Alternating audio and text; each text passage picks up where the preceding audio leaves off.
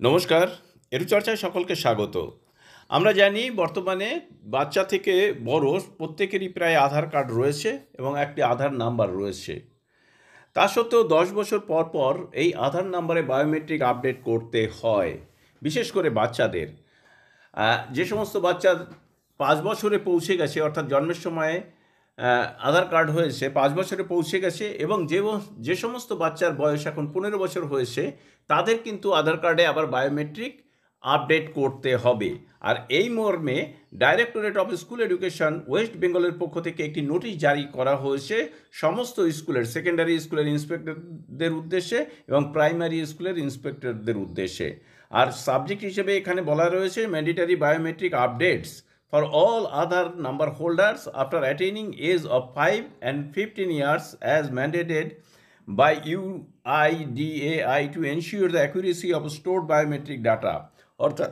অর্থাৎ বায়োমেট্রিক ডাটাকে আরও অ্যাকুরেট করার জন্য 5 বছর বয়সে বাচ্চা পৌঁছলে এবং 15 বছর বাচ্চা পৌঁছলে 15 বছরে তাদের বায়োমেট্রিক আপডেট করতে হবে।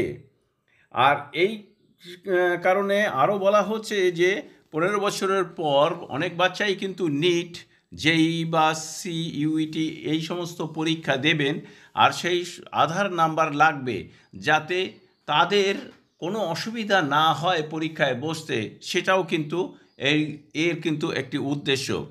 আর এখানে কিন্তু প্রতিটি বাচ্চার জন্য আলাদা মোবাইল নম্বর এখানে সেট করতে হবে। হ্যাঁ, ছোটদের জন্য নিশ্চয়ই গার্জিয়ানের মোবাইল নাম্বার থাকবে, এবং যাদের 15 বছর বয়স হয়েছে তাদের কিন্তু নিজস্ব মোবাইল নাম্বার অলরেডি পাওয়া যায়, অর্থাৎ তাদের এই মোবাইল নাম্বার কিন্তু এখানে দিতে হবে।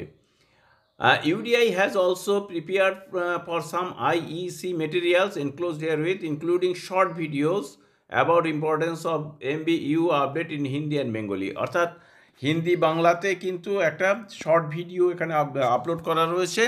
সেই ভিডিও দেখে বোঝা যাবে এর গুরুত্ব বা কিভাবে করতে হবে।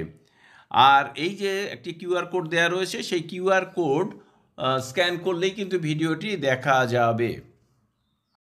এই প্রসঙ্গে বলে রাখি যে আধার বায়োমেট্রিক আপডেট করার কিছু সেন্টার রয়েছে, আর এরপরে হয়তো স্কুলে এর ব্যবস্থা করা হতেও পারে।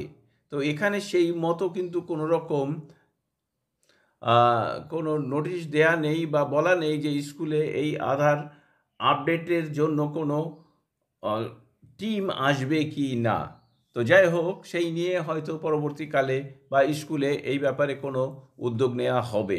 তাছাড়া আধার বায়োমেট্রিক সংশোধনের জন্য কিন্তু সেন্টার রয়েছেই। যাই হোক, সকলকে ধন্যবাদ জানিয়ে শেষ করছি। ভালো থাকবেন, সুস্থ থাকবেন।